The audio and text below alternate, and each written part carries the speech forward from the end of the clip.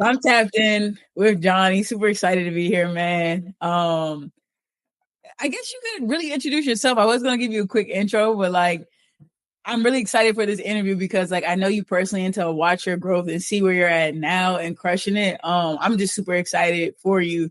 And so I definitely appreciate taking the time to come on the platform and kind of just talk about how you got to where you're at right now. But yeah, man, I'll let you introduce yourself, to be honest. What do you want the people to know about you? Nah, I appreciate it. What's going on, y'all? My name is Johnny, 26 years old. Let's see. I mean, that's really it. I'm in Richmond, Virginia right now. Went to VCU. Uh, what else, man? Huge Ravens fan. Shout out to Baltimore Ravens. And yeah, that's basically what I got going on. Not too much. Yeah. We'll give them the timeline. I mean, I know we got a lot of questions for you, so they'll learn a lot about you and stuff like that. But okay, cool. Went to VCU. You are currently working in GovTech. And what's your role again? So I'm a business analyst.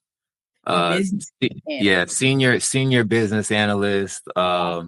Sometimes they'll call it like a business, intelligence analyst, but the role is called business analyst. No, that's dope, man. And so just to give some context, the people who are going to be watching this are probably going to be people who are new into the tech space. So they're under the assumption that unless you're a developer writing code, there's not really a place for you. And so the business analyst role, of course, we're going to go into your story and your timeline and how you got there. But since you threw it out there, just shed a little light on what is a business analyst? What do you do? What is that role? What's the need for it? Yes, that's a great question. So let's see, what's the easiest way I can explain it? So basically, a business analyst think of a business analyst as kind of like the middleman, right? So you have the boss or whoever, you have a product, right? And then you have the developers, right? The people that are doing the coding and making the product. And then you got the person in the middle. And the person in the middle basically is grabbing, the requirements, right? Or, what needs to be done. What are we doing to the project or whatever, the system, website, whatever it is, grabbing that from the higher ups, if you will, and then taking that to the dev team for them to actually code it and do it. Right. So, the dev team and the product, they can talk, but a lot of times they don't really talk that much. So there's a middleman. So I'm basically the middleman. I'm kind of that liaison between business and the tech team. So yeah. That's dope. So you're almost living in two worlds. You need to be able to translate these things to the dev team so they can bring it to life. But then also you have to obviously have an amazing personality and be able to talk to people to kind of understand what are their pain points, what are their needs, and how can you really push the ball forward. Right. Exactly, man. I'm gonna tell you, it's a lot of relationships. I talk to people all day. I'm in meetings a lot. I have to talk to a lot of people, and you're right. You kind of have to know how to kind of talk to both. You kind of have to understand the language of both. More on the business side, you know what I mean? The dev side, not too much. I mean, because I'm not the one that's actually coding.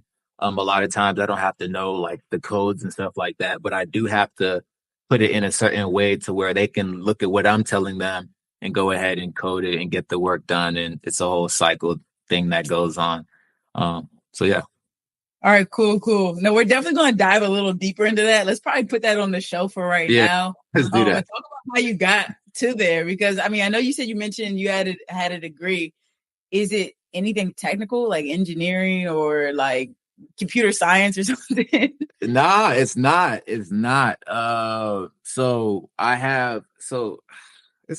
You want the long story or the short story? Because I think it'll help paint the picture if you really go through how you got there. You could start, entrepreneurship to this to that, really what led you on the path. The floor is yours.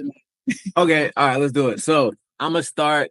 Went to VCU in 2017. That year I also crossed, the greatest fraternity of all time, Kappa Alpha Psi Fraternity Incorporated. Shout out to the Nukes. Yeah, that's Nukes. But right, but so I started at VCU.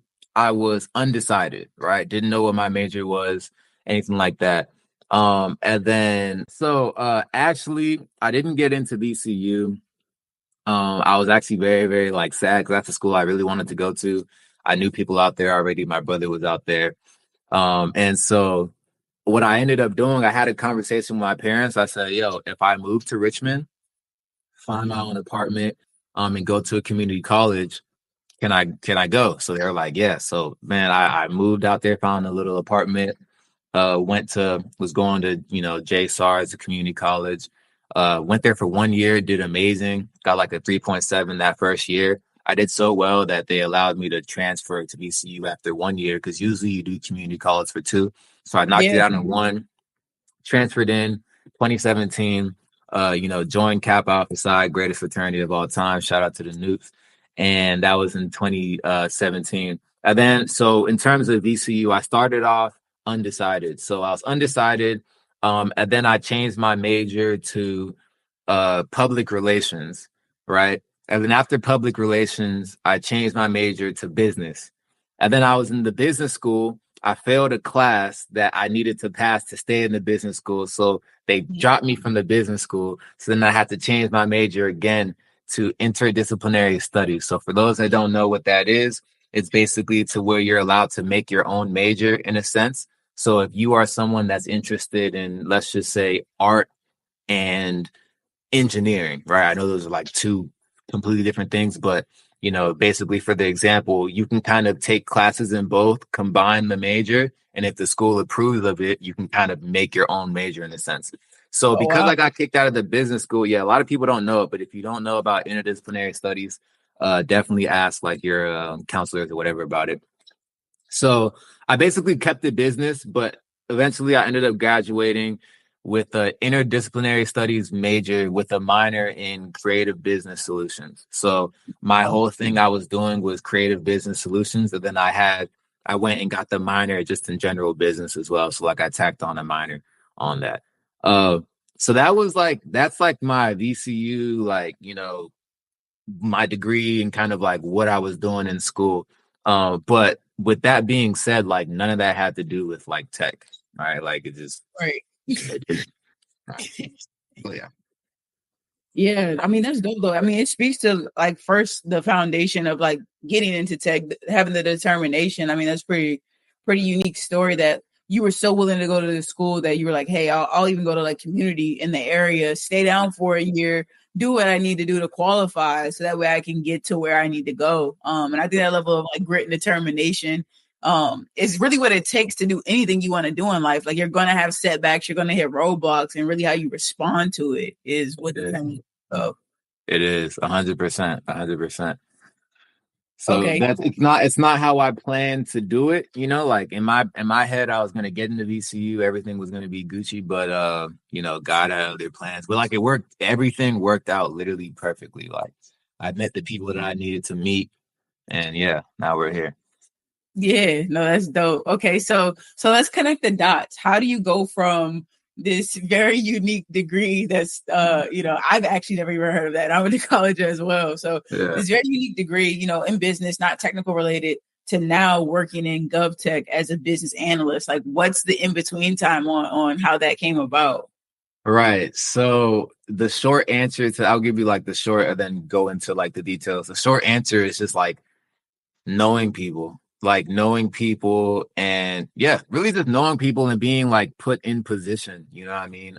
We'll get kind of into like how that happened, but basically when I graduated, I was working at Top Golf, right? I was a server at Top Golf. I was an event ambassador, so I was doing events, but I was also serving or whatever. And then 2020 COVID hit and a little something called Forex came to me, right? And that's where I met you, Spiz. You know that, right? They don't know, but we know. So for those of y'all that don't know, right? Spiz was one of like my mentors. She was one of the people that kind of helped teach me about the foreign exchange market, investing, and just entrepreneurship as a whole. So that's where we met.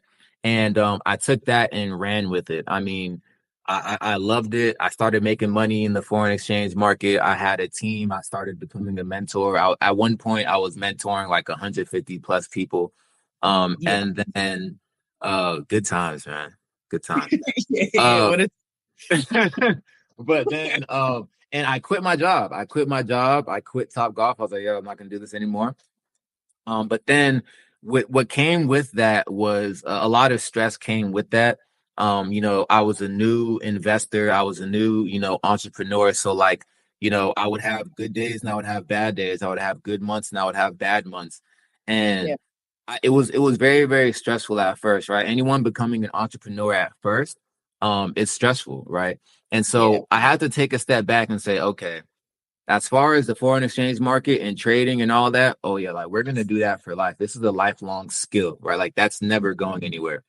But I need a consistent income that I can sit back on, take that money, pay off debt, and take that money and use it to invest. Because you can't invest if you're broke, right? You need money to invest. You need money to make money. Um, Yeah. and that's where my guy Brian came into play, man. Shout out to Brian. Brian, if you end up watching this, you already know you locked in, bro. That's my What brother. up, Brian, man? Yeah, shout out Brian, man. That's my guy. But basically, long story short, Brian knew somebody that had courses, a bunch of courses, BA courses, Scrum Master courses, tech courses. I mean, this is when I talked about earlier about just knowing people, knowing the right people, because Brian put me in a room with this person. I was able to pay the money that I needed to pay to take all the courses, get all the experience that I needed to get. And then boom, after that, the rest was history. Yeah, that's a pretty dope timeline and definitely unique experience that I want to talk about in the later about being an entrepreneur versus being a business owner. Because like you said, like obviously investing in all these great things of owning a business is the end goal for a lot of people. But what a lot of people don't talk about is the need to have some type of solid foundation and have your basic needs met. I mean, even being a college student, right? Like Yeah. obviously you can get away with living a certain lifestyle while you're in college, but as you get older, there's different things that you want out of like, your streams of Changes. income. It And so changes. Like to piggyback off of what you just said, it's look, let me tell y'all something. It's mandatory. Like it's not mandatory, but it's the smartest way to go about it. There was a time in my life to where I never looked down on jobs.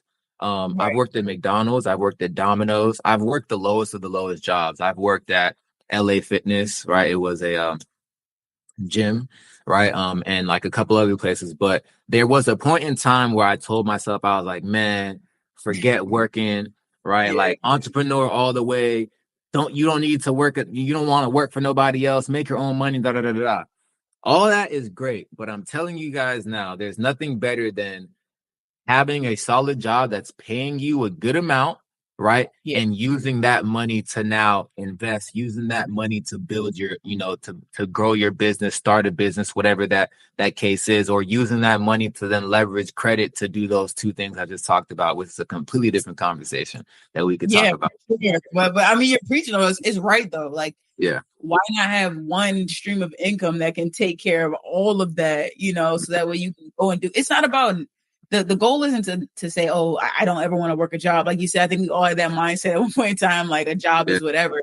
You Yeah. need to have like a job that's going to allow you to still live your lifestyle. You can be Right. remote. You can travel. You're making over six figures. So yeah, I know we're kind of going down the rabbit hole on this one. So let's tie it back in. So, Yep. okay, you've had formal education of getting a college degree, and you've also had this fast track experience of taking a boot camp and breaking into tech. I know it's hard to say knowing what you know now, would you go back and do one over the other? Because obviously the relationships you built from being at VCU have been valuable to you. But to someone who's deciding like, hey, I want to go into tech, how should I go about this? Would you recommend the college route or the boot camp route? That's a great question. I would recommend the college route first, right? And Okay. the reason being is because um do you have to go to college to jump into tech? Technically, no, right? There are a lot of tech positions that don't require a college degree. Most of them just require a certain amount of experience, whether it's however many years or whatever the case is, or certain experiences with certain softwares, and things like that. But the reason I say go the college route first is because having that degree, it really does help, right? It kind of puts you ahead of people in a sense. Doesn't really matter what the degree is. I mean, you wouldn't want to like if you have like an arts degree or like something that has nothing to do with like anything tech, like okay, I don't know how much that would help you. But I mean, if you have anything business, anything finance, anything computer, anything in that whole realm, right? Like you can spread it out. It looks good, right? It looks good on the resume. It tells whatever job that you're trying to get that like you do have a college degree. And it is what it is. College degrees don't equate to like success, but in the job world, they just do, right? Like, I mean, there are certain jobs, especially when we start talking about 6-figure plus, that they just require you to have a degree. Some of them require you to have master degrees, right? Yeah. So I would Some say go companies where you get it from, like even right. like university you went to, can kind Yeah, facts, of, facts. Some companies are like, yo, if you didn't go to so and so, like we're not, yeah, you know what I'm saying? So it does matter. yeah, So if you can go that way first, and then after you get the degree, then you can go into like the courses and getting the experience, maybe internships, like kind of like what I did, and then due to that and the relationships that I built, that helped me get all the BA jobs that I've had, from there. yeah. And that's very solid perspective. I feel like we kind of are in that boot camp course culture where everyone's pushing just go and get a certificate and then, you'll be making like 200K a year. And I Yeah, mean, is it possible to make 100K after completing a boot camp? 100% without a college degree. But the one thing I advocate for is, like you said, at some point going back and getting it. So, yeah. everyone's timeline is different and needs are different. But I totally agree. Even if you break into tech without a degree, you Mhm. know, put it somewhere in your timeline and start picking up some part-time classes, because like you said, I mean, that right alone, that 4 years in college can transfer over to work experience. It's a different requirement for like if you have a degree versus not having one. Exactly. No, that's a fact. And again too, like just being in school, knowing how to like speak, man. Like you have to know how to talk, right? Like there's when you're in these interviews and you're talking to these people that have been doing what you're doing for 25, 30 years. I mean, bro, I work with people that I'm one of the youngest people there. Like I'm with people that have been where I'm at for as long as I've been alive. So when you're coming and you're talking to these people and you're a young person, um, you know, you need to like be competent. Like you need to kind of know how to speak, how to enunciate. You don't have to not be you, right? But just like having that education and going through college, it helps you. You know what I'm saying? And Yeah. then just like typical skills too. You know what I mean? Like Microsoft skills, Excel skills. These are things that like PowerPoint skills. These are things that like I used in college for like papers, projects, things like that. These are things that I use every day at work, right? So it correlates. Yeah, I want to speak to that really quick because I know you mentioned, you're out talking to people who have like 25, 30 plus years of experience. Like they've been doing this longer than you probably, you and I have been alive. Facts. How do you balance out that age gap? Meaning, like, how do you still feel confident enough to hold these conversations with people who know way more than you, but still extrude value? Like, what Mhm. benefits do they see in you being young? A lot of people view that as a weakness. Like, oh, I'm only 26. I have no experience. I'm nervous to, step into this role. How do you use that as a strength or like as something you can, leverage in a positive manner? Yeah, no, it can definitely be a strength. Because I would say like effort, right? All right. So just to be blunt, a lot of people that maybe have been there for 26 years, not saying that they're not like amazing at what they do. Obviously, they're amazing. They've been there for a long time. They're like a wealth of knowledge. But sometimes like they're at a point to where they're not really like trying as hard. They may not be like going the extra mile, right? If you work somewhere for 30 years, you know what I'm saying? You're probably not going to be going as hard as what you were going your first year or two or whatever there, right? So if you're young and you're coming into a job space, like show the effort, show the drive. A lot of times it can be a plus for you. Also, you're young, so there are things that you are probably more savvy with than like the older folks. You know what I'm saying? Different softwares, things like that, different ideas that you could bring to the table as well. But then again, also when you're dealing with these older people, um, it can be intimidating because they're so like they know so much, right? Yeah. Like they know so much. So when you're coming in, and this is with any job like ever, right? Like when you come in, you have to learn how to do the job. 9 times out of 10, you've never done it before.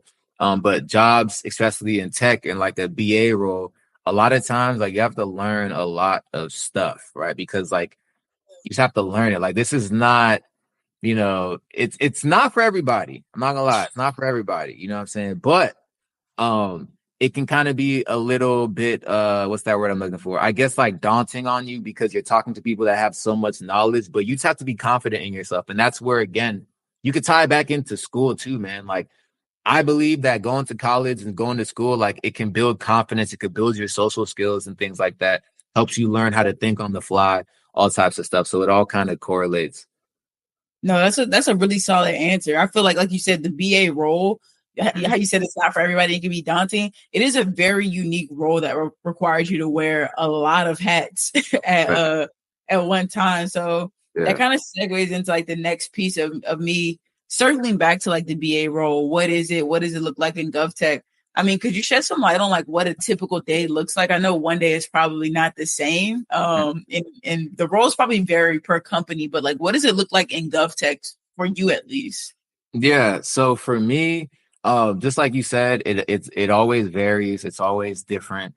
Um, it's so one day you could be like gathering requirements, right? Which is basically, gathering what it is that the business needs and what we're doing for the project or whatever. Gathering requirements is you're gathering it and then the dev team gets it so they can work on it, things like that. So meetings, just being in meetings, talking to the stakeholders, understanding like what the project is or where we are in the project, managing backlogs, right? So essentially a backlog is like a list of things that need to be done in a sprint, right? I know I'm saying a lot of scrum terms, but like basically, so bear with me, but like basically you're just managing the items that need to be done, right? Like just keeping an eye on them, managing them.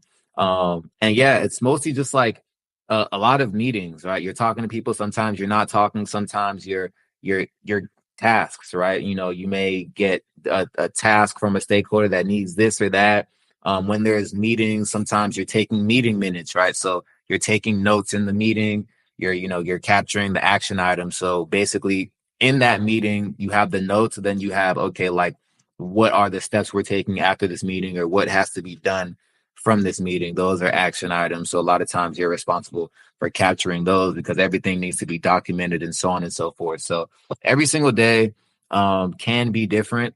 So Yeah. but that's kind of just without like diving too deep into like the specifics. That's like a what it is. And then I mean there are some business analyst roles that I've done that I was doing UI UX design. I do wireframe design, like it's all types of stuff, man. Yeah. Like when you're a BA, you really don't know what you're gonna be doing, but you're gonna figure it out.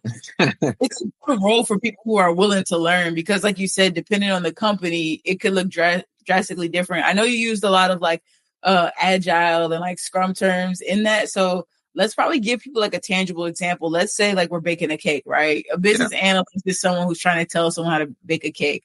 So the first exactly. thing is like you're not a chef. You don't need to Yeah, know how to bake at all to right, be a business analyst. You're right, essentially going to be the person who goes out and talks to all the best bakeries, and yeah, you're like, hey, how are they doing this? Like mhm, what needs to go in it? Okay, we need eggs, flour, whatever. And so, mhm. like, after you gather that, that's what you could call like requirements. Like, Environment. the Yeah, first is like the requirements. And so facts. you package that up in a way where now you give those steps to the chef, and they Mhm. go and actually execute and bake the cake. So like that's a Exactly. like and the time it takes them to do it is what a sprint could be. Yeah, Like it takes one day to bake the cake. That's a 1 day sprint. right, In the yeah. tech world, we typically like operated in weeks, obviously, because Yeah, it takes. exactly. Yeah, use no, that's a perfect analogy. Hopefully you guys under that that was like a perfect analogy. And even if you want to take it farther, it's like, all right, so now after the chefs are done baking the cake, now I have to, either me or the testers have to test the cake to see if it's good, see if they like it or not, right? That's And a if good they one. don't, yeah, you know what I'm saying. And then if they don't like it, then the chefs have to kind of remake it. And if they do like it, then we then deliver it to wherever the cake is going. So that's a perfect example. No, I like that add on Yeah, to the actual, process, because that's definitely helpful. That's yeah. something that I wanted to talk about next is what other roles do you work with? So I know we have developers, we have testers. Is there typically like some type of like product manager or, any other roles you could think of that you collaborate with? Just in case someone who's watching this is like, okay, BA sounds pretty intense. Maybe I fit something else in the puzzle. Yeah, man. Yeah, no. So there's testers, QA analysts, there's all types of development team people. There is a product manager, the person that like manages the product. There's a scrum master. What else? Yes. That's like the majority, honestly. That's like the majority. So it's a couple different roles, and some roles are more direct than others. Product management is also another kind of broad role in this sense because project managers, they do a lot of stuff to in fact, a lot of project managers were BAs. Like people start as BAs, but then they become project managers. Like it's like they're kind of connected. Um, Yeah. a lot of Yeah. times. It does definitely like scale up. If you had to actually like, let's talk salary. I'm pretty sure everybody's like, okay, what are they paying you to run around and do all this? Like, what's Yeah. the average range for, a BA? I know you said you're senior. Maybe you could do like entry level, senior, and then principal, and then, Facts. scale the product manager.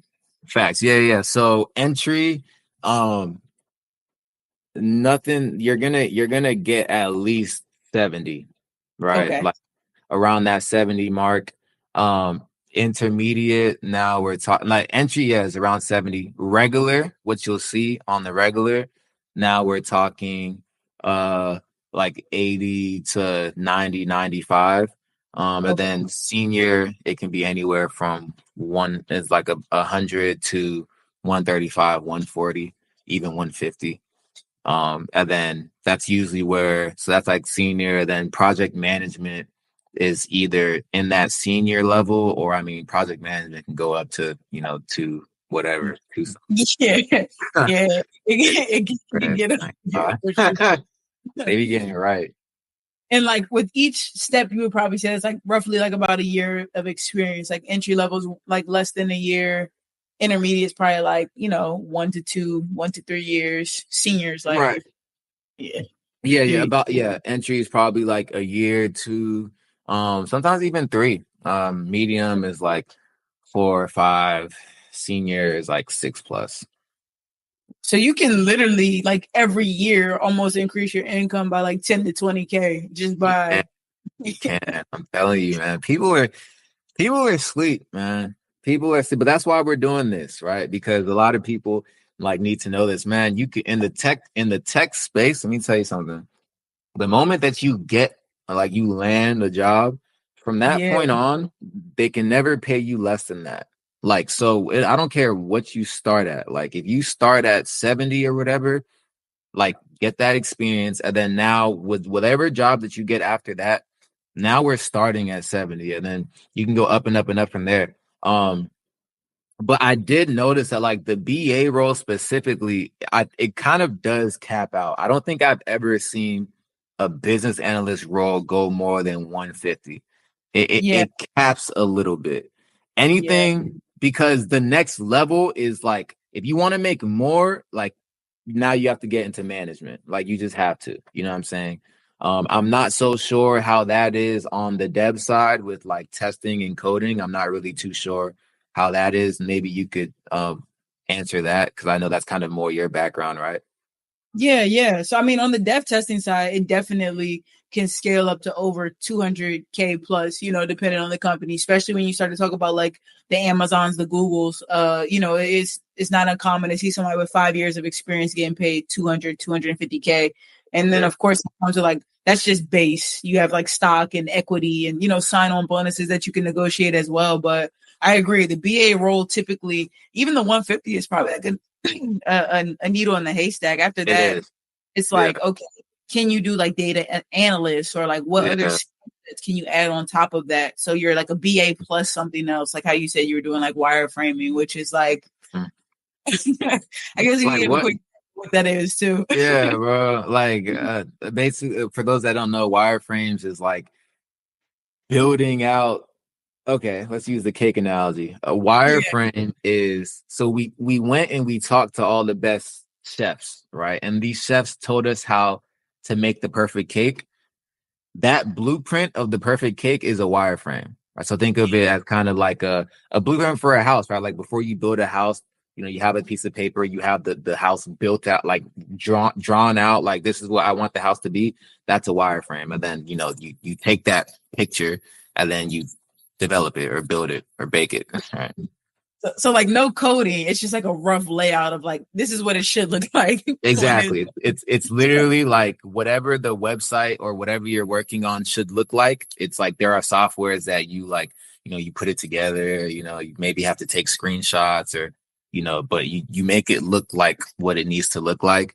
And then the dev team looks at that and they basically like code that. Right. Yeah, you have a pretty unique experience with you being in entrepreneurship and now like being in tech. For Yeah. someone watching this, like, could you talk about the benefits? Like, talk about the pros and cons to both. To be honest, like Yeah. pros and cons of being an entrepreneur, pros and cons of tech. Yeah. Yeah. All right. Let's do it. So, Maybe do like three of each. Maybe I don't know. okay, awesome. All right, bet. So pros and cons of being in tech. Pros are it's like it pays well, right? Let's be here, all right. We make Yeah, good money. Another pro is a lot of times, hopefully you can go remote. So it gives you flexibility or at least hybrid to where like some days you're working from home, some days you're going to office. So you have remote opportunities. Another pro is you just like I would say I don't know, like you just get to learn how to like use stuff, right? Like you get to learn how to use stuff. You get to talk to a lot of people.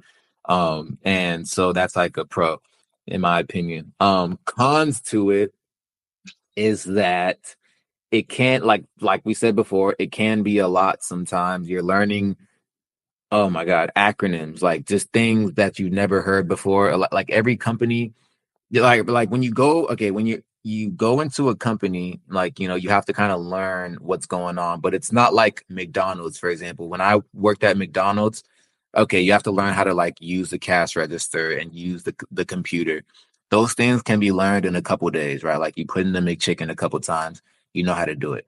When you're going into tech, you're working with like very complex systems. You're working with all types of stuff, data warehouse, all types of stuff that you've never done before. And you're yeah, not learning it in a couple days. Like it may take you months to learn it. But the cool thing about being a BA is a lot of times it's not your job to be that expert. That's the project management job. That's why they get paid what they get paid, because a lot of times they're the experts. They're the ones that have to know exactly how everything works and whatever. As the BA, you have to have a good idea of kind of how it works in a sense, but like your job isn't to know everything. Your job is to be that middleman to transfer information in the way that you need to and to like do other things, right? So, yeah. what was that? What did I say? That was so that was a con of tech. A lot of times with companies, it's like a big learning curve, if you will. That is like it depends on how you want to take it, right? Like you just have to like dive in head first and just like do it. Like you will learn it and you'll be fine. Um, and then man, that's like another con, if you will, is like I mean, if you don't like sitting down all day Yeah. or like in the hours of working, then that could be a con. But like me, I don't mind it. I can sit in front of computer screens, like, and then, I work out every day. So, I make sure I get time every single day to move my body and like, and train and do those things. So that could be a con. All right. So that was tech. Now moving into pros and cons of entrepreneurship. Um, The pros of entrepreneurship is there's no cap, there's no limit to what you can make Yeah, that's a at fact. all, right? You're not sitting down with someone in an interview and trying to negotiate how much you think you're worth a year or an hour, whatever the case is. It's like you have the potential to make hundreds of thousands, millions, billions of dollars, whatever you want to make. Yeah. Another pro is, you know, and this is also a con too, but like you're your own boss, right? Whenever we hear like I'm my own boss, like, yeah, you are your own boss. You don't have to get up every morning like I do at a certain time to get to join a meeting. You don't have to ask for permission to go anywhere or whatever, or take PTO or whatever. So you get to kind of do what you want. Now, I'm gonna flip that and make that a con. Yes, you get to do what you want, and a lot of people are lazy. A lot of people aren't organized, and a lot of people will wake up and not feel like doing it. Um, and being an entrepreneur is so much more harder because there's no one there that's going to walk you through it. It's no one there that's going to wake you up. It's no one there that's going to make you get up and drive and do what you got to do. So that same pro is a con as well for people, depending on who you are, how consistent are you as a person. Um, and then so that's con number one. And then I would say con number two is it's difficult. It's hard, man. It's hard. Um, it's hard. Yeah. Social media makes it look like it's all glams and glory. Social media is a fake place, and they're Yeah. lying to you, right? Like if you're starting a business, you're gonna struggle. Like it is what it is. You're gonna struggle. You're gonna lose. You're gonna lose money. You may lose friends, like you're gonna lose. The only winners are like we hear it. I know it's cliche, but like the ones that don't quit, like that's actually real. Like, the only people that win in entrepreneurship are like the ones that like continue to lose, but like they just like keep doing it until they win, right? Yeah. So yeah. That's really good perspective on it, because it's like on social media you feel like everyone has like the Lambos, the private jets, like Yeah. they're lavish. And if they do really have those things, they've probably been doing what they're doing for a really long time. Like for them Yeah. to constantly be winning like that. And even if they're in a winning season, like anyone in business is going to experience those seasons where like things Mhm. slow down, the economy shrinks. Like, I mean, it's happening right now with every industry, real estate, Yeah. crypto, you name it, is kind of, Yeah. feeling those squeezes, trucking. Um, Mhm. so yeah, I mean, it's healthy perspective, and I think that's where, like you said, having that strong foundation on the tech side makes it easier to be a business owner and kind of weather those lows until you get to the point where you're high enough to where it's like, okay, I can really step into. Exactly. Because like the thing about it is that like you mentioned like the Lambos and stuff like that. Like, yeah, like they're showing that, which is great. And some people are really living that, right? Like that's, Yeah, some people are living it, I'm not gonna lie. But yeah, with that being said, I mean, who do you know actually shows the losses? Like, who do you know actually, like, you watch their story or you watch their page and they show you that, okay, yeah, they have the Lambo now, but like, I don't know, they're freaking, when they were coming up, their car got repoed. They didn't yeah, show that.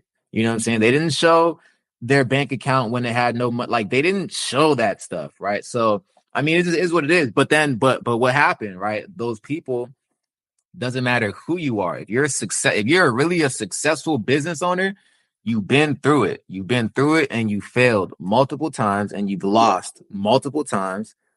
And it is what it is. There's not a single successful person that hasn't. And if they say that they have, they're capping. yeah. Or it hasn't happened yet, and it's on the way, but like it's Yep. inevitable. It's on the No one. way. It's coming. That's the one thing. That's the promise. It's coming, and you were gonna see you, and you'll see how you react to it. Right. Hopefully, you're sturdy enough to to get through it. Yeah, and come I out don't on top for sure. Yeah. No, that's solid advice, because it's like, know.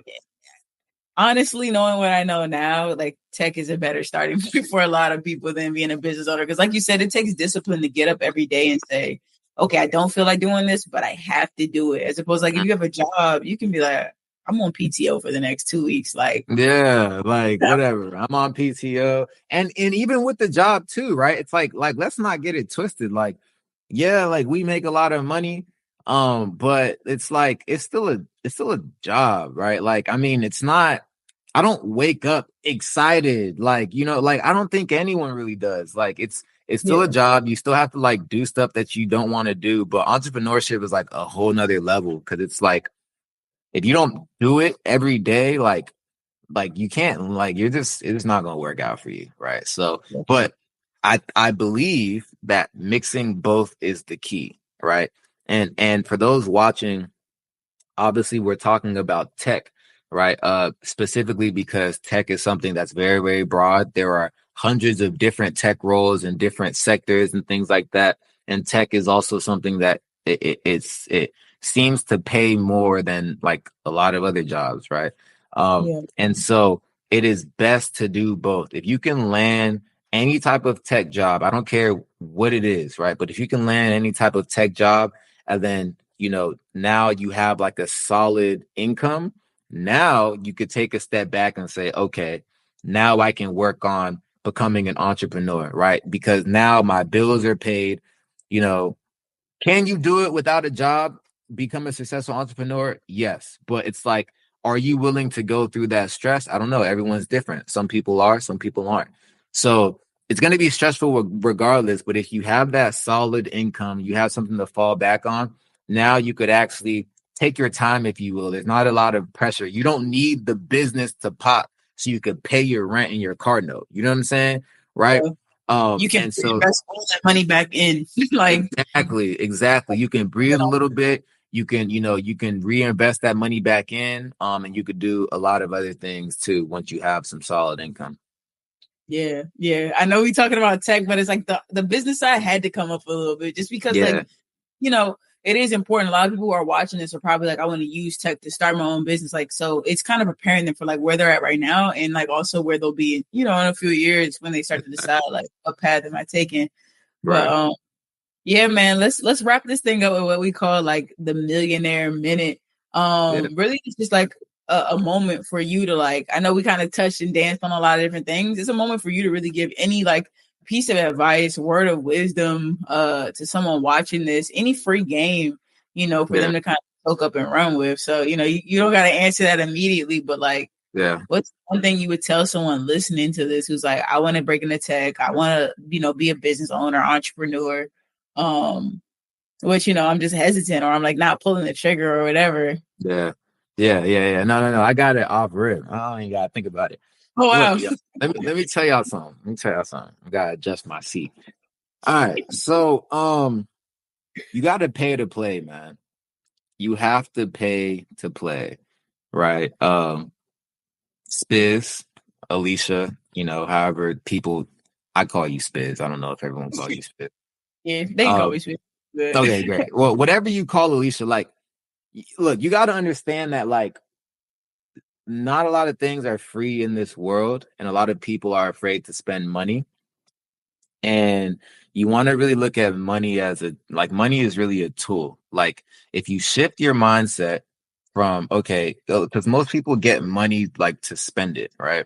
Which is fine. I'm not telling no one to not spend money. But while you're coming up, you want to try your best to shift your mindset and to shift it to money is a tool, and I'm going to use that tool to buy me things or to buy me the knowledge or the information to make me more money.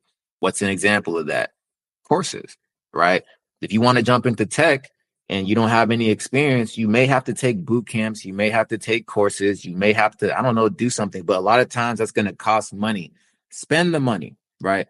Spend the money, pay to play. Like, if you it like, because you're gonna do one of two things. You're either gonna put in your time, or you're gonna spend the money, or you're gonna do a little bit of both. And what I mean by that is, like, if you don't want to spend any money, fine. But what that's gonna make you do is you're gonna have to spend the time, the years to look up, do your own research, maybe try to like figure it out yourself, Yeah. the time to actually get to that final destination.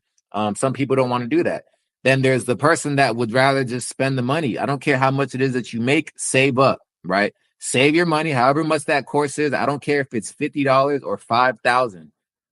Find someone that has the results that you want, find someone that's doing what you do, and pay that person to either teach it to you or get a reference of where you can go to learn that thing and pay that. And now what you've done is the person that pays the money, they've kind of skipped the time phase, right? Yes, there's still going to be a little time phase because you're still new to it, but they may have skipped the 2, 3, 4 years because they're going directly to somebody that's already there already. So that's like my biggest nugget to people, man. And I'm gonna like, even with my brand and what I'm gonna be building, which is I'm gonna have my own funding company that I'm working on right now, and this is another conversation that we're gonna revisit because we're gonna do a part 2. And so I'm not gonna say too much right now. I'm not gonna say too much, but just know it's gonna go crazy. But I'm saying all that to say that spend the money, talk to people, find out who can help you, and come ready to spend that and get to where you need to go, man. Yeah, no, that's a good gem because it is a very complex process if you think about it. Like you have to learn the skill set to land the role. You have to learn how to tailor your resume to actually get recruiters to want to hire you or talk to you. You have to learn the interview process. You have to learn how to negotiate your salary, all that stuff. And so like you said, if you don't spend the money to have someone just give you the cheat codes or like give you the best way to do those things, that means that every single point you're going to have to get there, learn, optimize, get to the next. Exactly. And literally, like, think about all the stuff that you just said. You just mentioned like 5 different things that you have to learn. Yeah. Every single thing that you just said, you're gonna like try to learn it yourself, and then like you're gonna fail at it, and then now you're gonna be like, okay, like maybe I should try to twist it. Look, it can happen for you. It can happen for you. That's the route that you want to go. But me personally, I'd rather find someone or find a thing that has exactly what I want, and pay to play, learn it right the first way, like learn it right the first time, and then do it that way. But that's just me, I don't know. Yeah, and that's why they pay you the big bucks, man. Facts. John, you can tap in with you. Feel free to drop, your socials. I'll put it in the comments or as well. But yeah, drop your Instagram handles and all that stuff so they can keep up with your next ventures. Nah, for sure, man. My name is Johnny. Follow me on Instagram at Wi-Fi_Johnny. And yeah, man, that's really it. Spirit, I appreciate the time. You know what I mean? We're doing this virtual, but me and you have talked. We have a lot of stuff coming, and it's gonna be great. We're gonna redo this, but we're gonna really talk about some other things, man. Help everybody that we can help out. Yeah, we really got to do bag talk in person, man. Yeah, real bag talk. I appreciate you hopping on here and giving out like a lot of free game. Like just off this one video alone, I know someone got one nugget that'll help them, go next level. So, for sure. Man. Appreciate it, man. Anytime.